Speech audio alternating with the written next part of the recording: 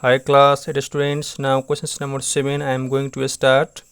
Up to questions number 6 I have already completed the videos. You can check in the playlist and you can watch from there. And questions number 7 is here. Questions number 7 हाम्रो के रहेको छ? If f sigma fx equal to 40 plus a and n equal to 4 plus a है. त्यसपछि mean हाम्रो कति दिएको छ त 5. Find the value of a. हाम्रो सिग्मा fx यति दिएको छ, n equal to 4 plus a दिएको छ र मिन 5 दिएको छ भने find the value of a हामी a को भ्यालु निकाल्न सक्छौं.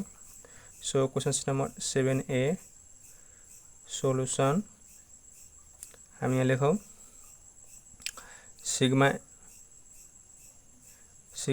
fx इक्वल टु कति छ त हाम्रो 40 प्लस a. त्यसपछि n इक्वल टु कति दिएको छ हाम्रो 4 plus a हैन. अनि भनेको चाहिँ find the value of a now.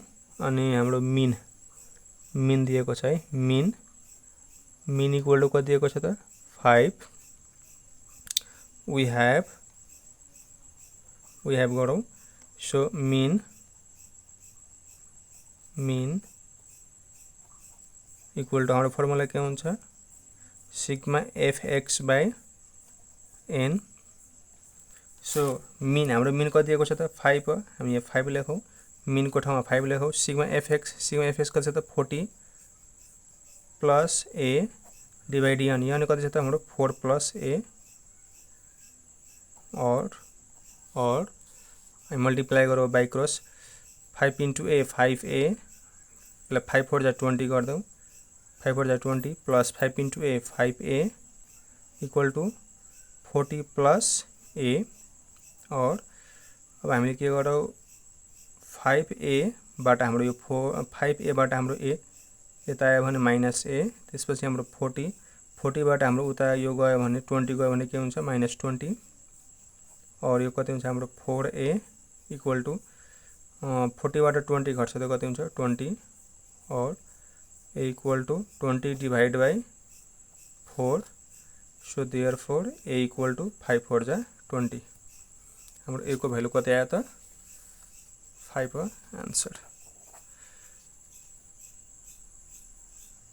Similarly questions number b हाम्रो रहेको छ. क्वेशन्स नम्बर b मा हाम्रो if the mean of the series sigma fx equal to 100 minus k and n equal to k minus 4 is 15 हाम्रो mean कति दिएको छ त म यहाँ गर्छु b को सोलुसन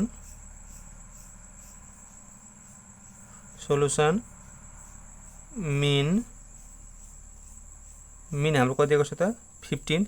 यहाँ हाम्रो मिन कति दिएको छ 15. त्यस्तै सिग्मा fx लेखिदिन्छु म. Sigma fx equal to sigma fx हाम्रो कति दिएको छ त 100 माइनस k. त्यसपछि हाम्रो n इक्वल टु कति दिएको छ हाम्रो k minus 4. we have compound mean के compound भन्छु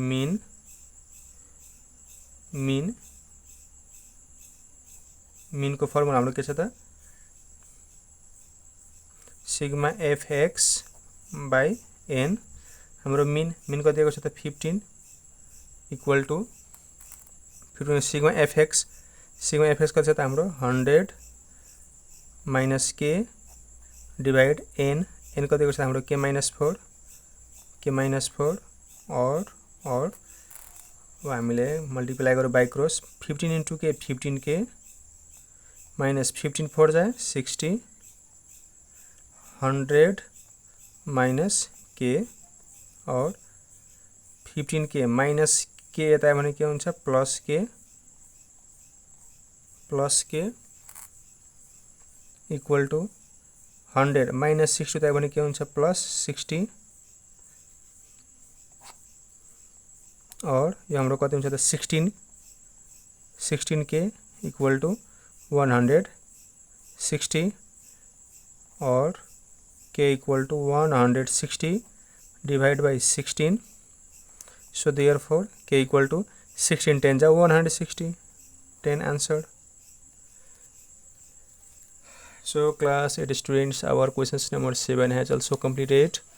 And if you are watching these videos, don't forget to subscribe my YouTube channel Gupta Sirji, and please share these videos among your many friends.